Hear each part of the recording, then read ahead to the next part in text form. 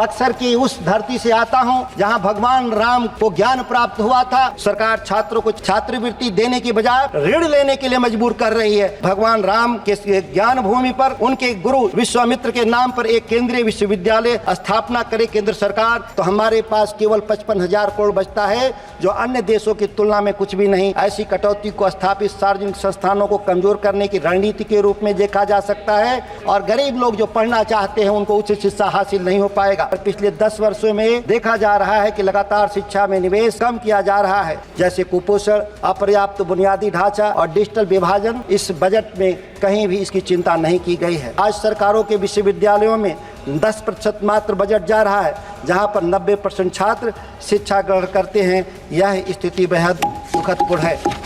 माननीय सुधाकर सिंह।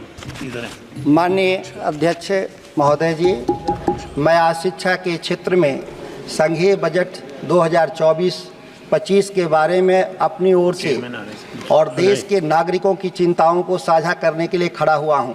यह बजट देश के शिक्षा के विकास के प्रति प्रतिबद्ध दिखाई नहीं दे रहा।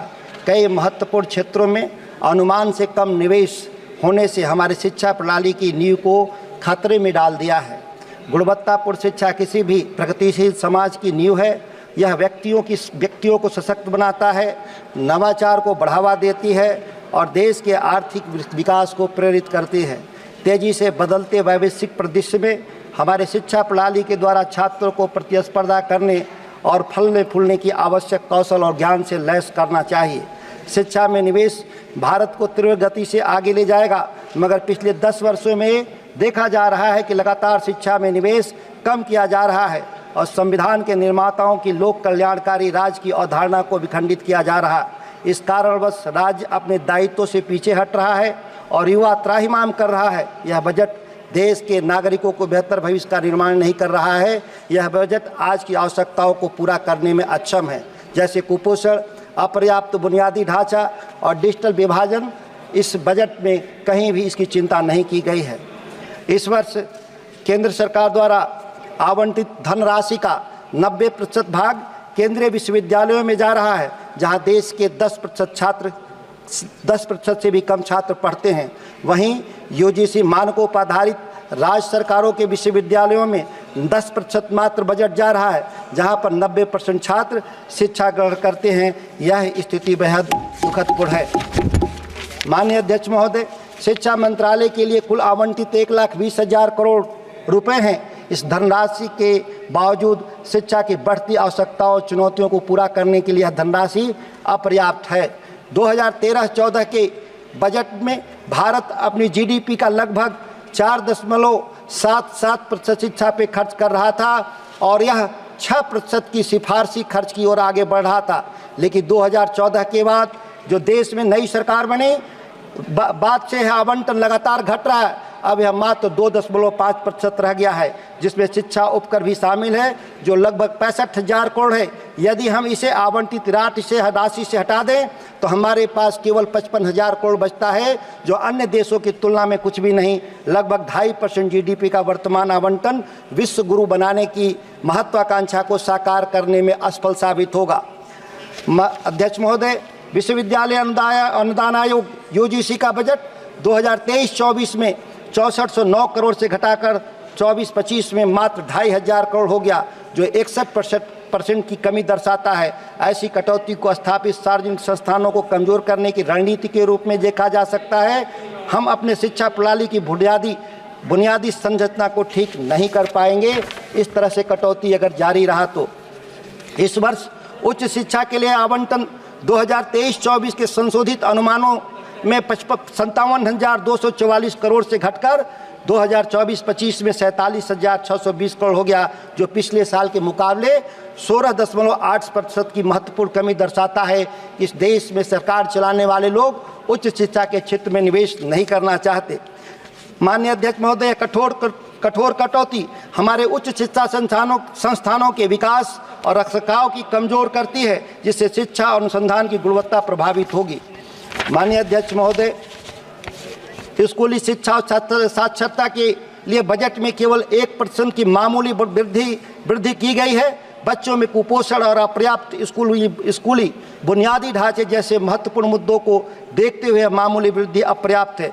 पीएम पोषण के बजट की कटौती और बच्चों में कुपोषण के निरंतर मुद्दों के साथ ही समस्या को हल करने के लिए आवंटन को काफ़ी बढ़ाने की आवश्यकता है।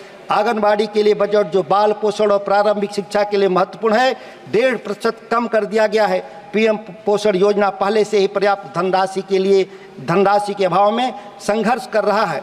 विभिन्न छात्रवृत्ति योजनाओं का पीएम यूएसपी योजना में विलय खर्च में पारदर्शिता और जवाबदेही के बारे में चिंताएं बढ़ाता है। यह विलय वंचित पृष्ठभूमि के छात्रों के लिए छात्रवृत्तियों की पहुंच को सीमित कर सकता है, जिससे उनकी उच्च शिक्षा को आगे बढ़ाने की क्षमता प्रभावित होती है। सरकार छात्रों को छात्रवृत्ति देने की बजाय ऋण लेने के लिए मजबूर कर रही है। हम देख रहे हैं कि वंचित और हाशिए पर के समाज के लिए छात्रवृत्तियों में हाल के समय में बड़े पैमाने पर कटौती किया गया और मजबूरन लोग शिक्षा ऋण की तरफ मुड़ रहे हैं।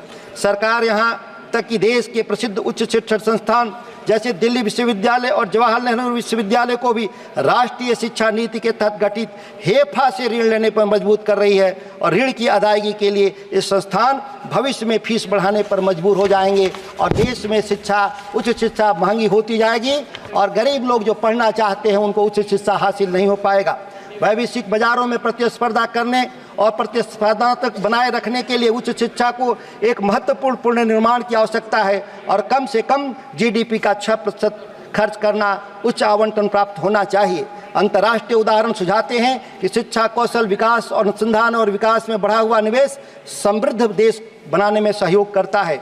हमें विश्वविद्यालयों में अनुसंधान और विकास के लिए बड़े पैमाने पर बजट आवंटनों के माध्यम से एक महत्वपूर्ण प्रतिबद्धता देखने की जरूरत है।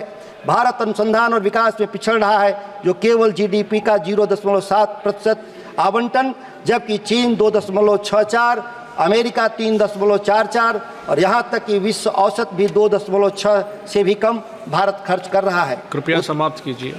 1 मिनट अध्यक्ष जी, मैं अपनी बात को समाप्त कर रहा हूँ। मैं केंद्र सरकार से मांग करता हूँ कि मैं बक्सर की उस धरती से आता हूँ जहाँ भगवान राम को ज्ञान प्राप्त हुआ था विश्वामित्र के आश्रम से। वहाँ भगवान राम के ज्ञान भूमि पर उनके गुरु विश्वामित्र के नाम पर एक केंद्रीय विश्वविद्यालय स्थापना करे केंद्र सरकार, जिस तरह से नालंदा और विक्रमशिला में विश्वविद्यालय बनाने का काम किया। एक बात मैं अंतिम इसलिए कहना चाहता हूं, 2015 में प्रधानमंत्री विशेष पैकेज की घोषणा में विक्रमशिला में भागलपुर में विक्रमशिला केंद्रीय विश्वविद्यालय बनाने की घोषणा किया।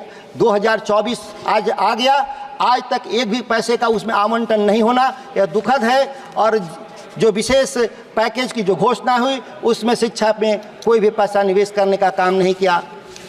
मैं अपनी बात को समाप्त कर। धन्यवाद।